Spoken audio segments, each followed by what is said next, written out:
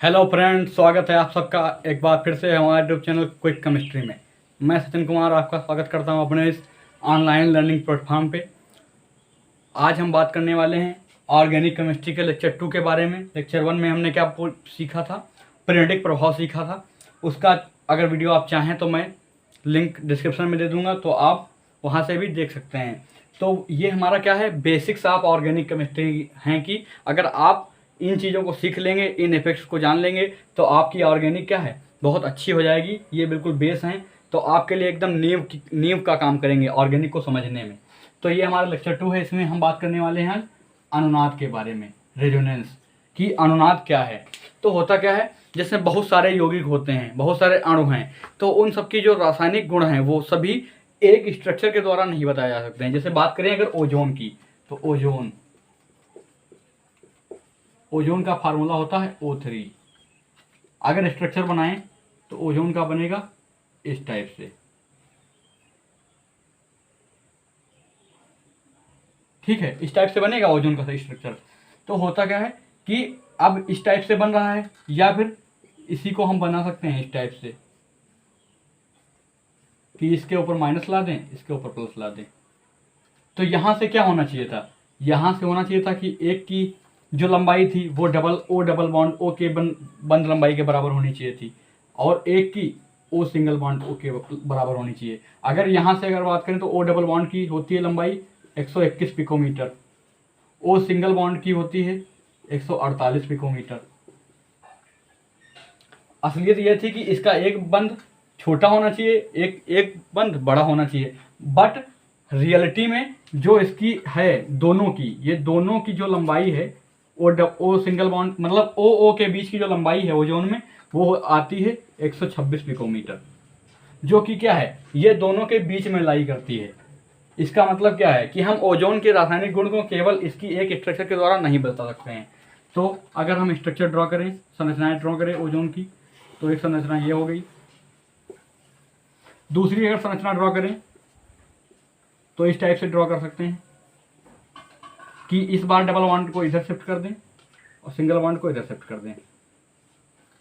और अगर इन दोनों की बीच की संरचना कोई निकाली जाए जो इन दोनों की कंडीशंस को फुलफिल करे, तो उसको हम इस तरीके से बता सकते हैं कि ये ओ सिंगल बॉन्ड ओ हो गया, ऊपर ये प्लस है ही, और ये निगेटिव चार्ज क्या है, बॉन्ड के रूप में पूरे मॉलिक्यूल में घूम रहा है। तो इस तरीके से हम समझा सकते हैं। अब जो ये स्ट्रक्चर हुई, ये पूरी बता रही है कि मतलब इसमें क्या है, दोनों में क्या है, डेढ़ बॉन्ड है, डेढ़ बंध हैं।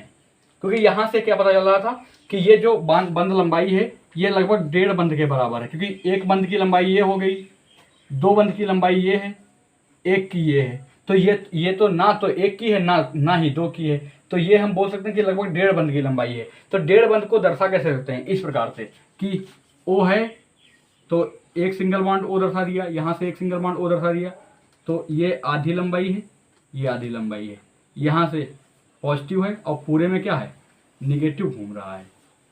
तो इस तरीके से हम बता सकते हैं। तो अनुनाद क्या है, अनुनाद वह हाइपोथेटिकल फिनोमिनन है कि जिससे हम क्या है, किसी भी अणु का रासायनिक गुण या फिर उसकी बंध लंबाई, इस टाइप से उसकी हम रासायनिक प्रॉपर्टीज को हम डिस्क्राइब कर सकते हैं, इसका वर्णन कर सकते हैं अच्छी तरीके से। तो अनुनाद इसी को कहते हैं, और ये जो अनुनाद का प्रतीक है इसे इससे दर्शाते हैं, दो डबल एरोज से। तो यहां से हम आसानी से सीख सकते हैं। और चूंकि ये क्या है, दोनों के गुणों का टोटली वर्णन कर रहा है, टोटल एक्सप्लेन, क्योंकि हम जो जान रहे हैं कि यहाँ से जो डेढ़ बंध आएंगे या फिर 126 पिकोमीटर बंध लंबाई आएगी वो यहाँ से आएगी, तो इसे कहा जाता है अनुनाद संकर, अनुनाद संकर। और ये क्या है, सबसे स्थायी संरचना है, किसकी, ओजोन की।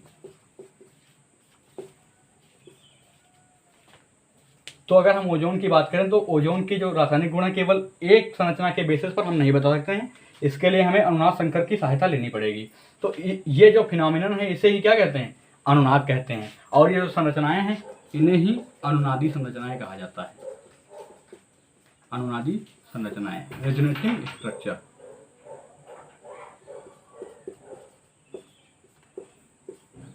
और ये जो अनुनाद संकर की ऊर्जा होती है इसे ही अनुनाद ऊर्जा कहा जाता है। तो यहां से हमने क्या जाना कि हम किसी भी अणु का कोई भी रासायनिक गुण केवल एक स्ट्रक्चर के बेसिस पर नहीं बता सकते हैं, हमें उसके लिए अन्य भी संरचनाओं की सहायता लेनी पड़ेगी। उन संरचनाओं को अनुनादी संरचनाएं कहते हैं। तथा कोई भी स्ट्रक्चर का वह हाइपोथेटिकल संरचना, क्योंकि ये क्या है, रियल में ये एग्जिस्ट नहीं करती, लेकिन ये हमने अपने जो है अपना काम आसान करने के लिए हमने ये संकर बनाया। तो इस संकर को अनुनाद संकर कहा जाता है तथा इसकी ऊर्जा अनुनाद ऊर्जा कहलाती है। तो यहाँ से आप अनुनाद आसानी से सीख चुके होंगे।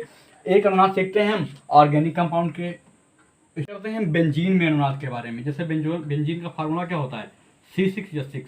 अगर उसकी हम स्ट्रक्चर बनाएं, संरचना बनाएं, तो इस तरीके से हम बना सकते हैं।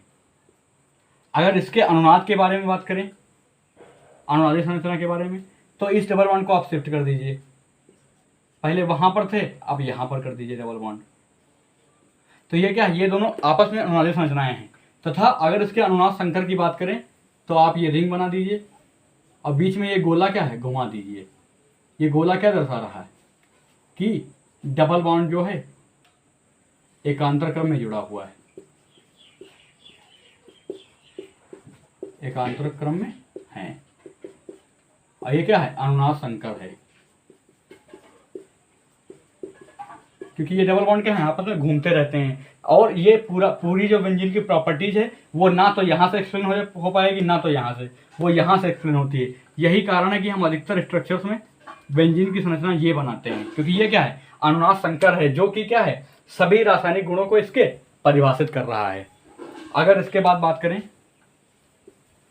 नाइट्रोमेथेन की, तो इसकी भी हम संरचना बना सकते हैं। कौन सी, अनुनादी संरचना। इसकी बात करें, अगर इसकी अनुनादी संरचना की बात करें तो ऐसे बना सकते हैं, CH3। इस बार डबल बॉन्ड यहाँ पर था, इस बार यहाँ पर कर दें,